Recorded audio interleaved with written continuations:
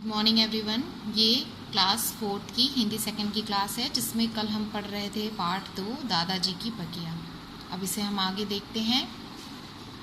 जैसा कि दादाजी अपने पेड़ पौधों से बहुत प्रेम करते थे और रवि, जिसके मन में बहुत सारी उत्सुकताएं थी उन पेड़ पौधों को लेकर के, उसने अपने दादाजी से पूछा और दादाजी ने उसकी सारी उत्सुकताओं को जवाब दे करके बताया कि पेड़ पौधे हमारे लिए क्यों आवश्यक हैं। आगे है, दादाजी, पेड़ पौधे तो हमें ऑक्सीजन के अलावा और भी बहुत कुछ देते हैं, जैसे फल फूल, लकड़ी, मसाले, अनाज इत्यादि। तो दादाजी ने कहा, हाँ बेटा, हमारे जीवन की लगभग सारी आवश्यकताएं इन्हीं पेड़ पौधों से ही तो पूरी होती है। रवि, तब तो पेड़ पौधे हमारे सच्चे साथी हैं। दादाजी, हाँ बेटा, इसीलिए तो मैं सुबह सुबह इनकी सेवा में लग जाता हूँ। आखिर ये हमें इतना कुछ देते हैं तो हमें भी इनके लिए कुछ करना चाहिए। रवि, हाँ दादाजी, आप बिल्कुल ठीक कहते हैं। कल से मैं भी आपके साथ साथ इनकी सेवा किया करूँगा। ये कहानी है डॉक्टर राजीव गुप्ता की, और इस पाठ से हमें ये शिक्षा मिलती है कि पेड़ पौधे हमारे जीवन के आधार हैं। संकल्प कीजिए कि आप भी अधिक से अधिक पेड़ पौधे लगाएंगे और उनकी देखभाल करेंगे। अर्थात इस लेसन से हमें ये शिक्षा मिली कि पेड़ पौधों के बिना जिंदगी मुश्किल हो जाएगी। जिंदगी मुश्किल, या यूँ कहिए कि जीना ही दूभर हो जाएगा, हम जी नहीं पाएंगे। तो इसके लिए हमें क्या करना है? हमें ज़्यादा से ज़्यादा पेड़ लगाने हैं, ज़्यादा से ज़्यादा पौधे लगाने हैं। अगर हम पेड़ को काट रहे हैं तो जितना हम पेड़ काट रहे हैं उससे दुगुनी मात्रा में हमें पेड़ पौधों को लगाना चाहिए। और हम सब का ये कर्तव्य है कि हम अपने आसपास के वातावरण को हरा भरा बनाए रखें, क्योंकि पेड़ पौधों से हमारे जीवन की सारी आवश्यकताएं पूरी होती हैं, जिसको आपने रवि और दादाजी के माध्यम से समझा। सबसे महत्वपूर्ण है हमारे लिए ऑक्सीजन। उसके अलावा हमें हर चीज़, फल फूल, दवाइयाँ, लकड़ी, मसाले, अनाज, सब कुछ हमें इन्हीं पेड़ पौधों की सहायता से मिलता है। तो हमें पेड़ पौधों के लिए, पेड़ पौधों को लगाने के प्रति कृत संकल्प होना चाहिए। अब हम पढ़ते हैं इसके शब्दार्थ पर। तो पहला शब्द है निराई। निराई का मतलब होता है पौधों के विकास को रोकने वाली अनावश्यक घास पात को खुरपी से खोदकर हटाना। भूमि, जमीन। जीवधारी अर्थात जिसमें जीवन है, प्राणी। मुक्त करना, छोड़ना। उपलब्ध, मिला हुआ, प्राप्त। प्रबंध, व्यवस्था। तो ये आपके शब्दार्थ हैं, जिसे आप अपनी हिंदी सेकंड की कॉपी में पाठ 2 दादाजी की बगिया डाल करके इस शब्दार्थ को लिखेंगे और याद भी करेंगे। आगे है मौखिक उत्तर दीजिए, यानी मौखिक प्रश्नों के उत्तर। अगर आपके पास किताब है तो आप उसमें ही लिखेंगे, और नहीं है तो आप अपनी किसी कॉपी में इसको लिख लेंगे। बाग बगीचों की देखभाल कौन करता है? माली। बाग बगीचों की देखभाल कौन करता है? माली। जल के ठोस रूप को क्या कहते हैं? बर्फ। जल के ठोस रूप को क्या कहते हैं? बर्फ। यानी जब हम जल को जमा देते हैं तो उसे क्या कहते हैं? शहर में पेड़ पौधे क्यों कम होते जा रहे हैं? इसका एकमात्र कारण है कटाई। आप ऐसे भी कह सकते हैं कि मकानें, सड़कें, कल कारखाने बनाने के कारण शहरों में पेड़ पौधे काटे जाते हैं। पर अब एक शब्द में उत्तर है तो कटाई। पर्यावरण से आप क्या समझते हैं? यानी हमारे आसपास का जो भी वातावरण है, पेड़ पौधों, नदियों, तालाबों, पर्वत, घाटियों से भरे इस चारों ओर के वातावरण को ही पर्यावरण कहते हैं।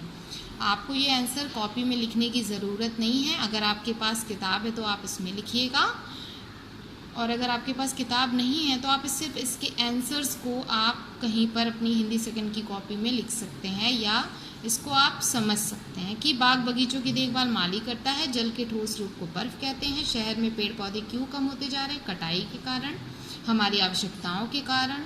जब विकास की ओर शहरीकरण होता है, विकास की ओर लोग बढ़ते हैं, तो जगह के लिए, फैक्ट्रियां लगाने के लिए, बिल्डिंग्स बनाने के लिए हम पेड़ पौधों को काटते जाते हैं। पर्यावरण, हमारे आसपास के वातावरण को पर्यावरण कहते हैं।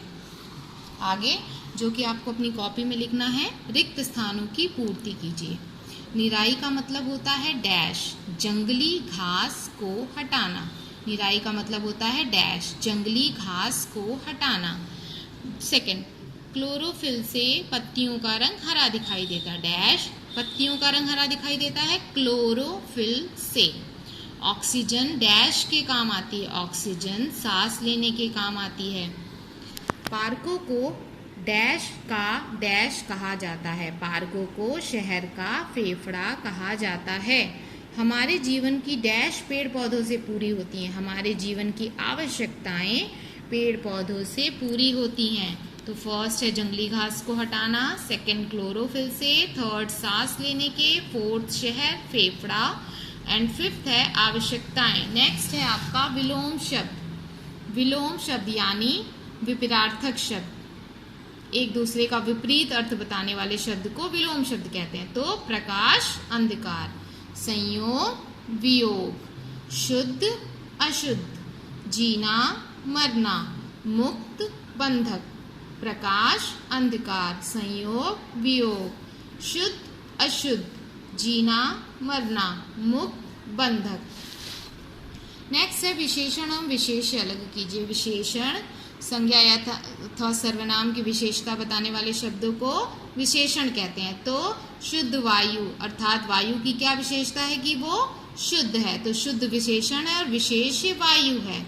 जंगली पौधे, जंगली पौधों की विशेषता है तो वो जंगली पौधे। सच्चे साथी, हरी पत्तियां, सुखी जीवन। आप ऐसे लिखेंगे, विशेषण और विशेष्य अलग कीजिए। इसके बाद आप इधर क्वेश्चंस नोट करेंगे, ऊपर आप हेडिंग डालेंगे विशेषण विशेष्य। तो आप इधर लिखोगे विशेषण और इधर लिखोगे विशेष्य। शुद्ध वायु, जंगली पौधे, सच्चे साथी, हरी पत्तियां, सुखी जीवन। नेक्स्ट है वर्तनी शुद्ध कीजिए। तो निराई को हम ऐसे लिखेंगे, निराई, निराई को हम ऐसे लिखेंगे। सेकंड है बगिया, बगिया, तो आप इसको लिखोगे ब, ग पे छोटी की मात्रा और या, बगिया। पदार्थ, तो आप इसमें थ के ऊपर र लगाएंगे। लिखा है प्रकाश, तो आप लिखोगे प्रकाश। नेक्स्ट है फेफड़ा, तो आप लिखोगे फ पे की मात्रा फ, फे फ ड़ा। वर्तनी शुद्ध कीजिए। निराई, बगिया, पदार्थ, प्रकाश और फेफड़ा। तो आज आपने 2 वीडियो में इस लेसन का अर्थ समझा। आप इस वर्ड मीनिंग को लिखेंगे, फिर आप रिक्त स्थान लिखोगे, विलोम शब्द, विशेषण और विशेष्य अलग कीजिए एंड नेक्स्ट वर्तनी शुद्ध कीजिए। और कल मैं आप लोगों को इस पाठ से संबंधित प्रश्नों के उत्तर लिखवाऊंगी। Thank you.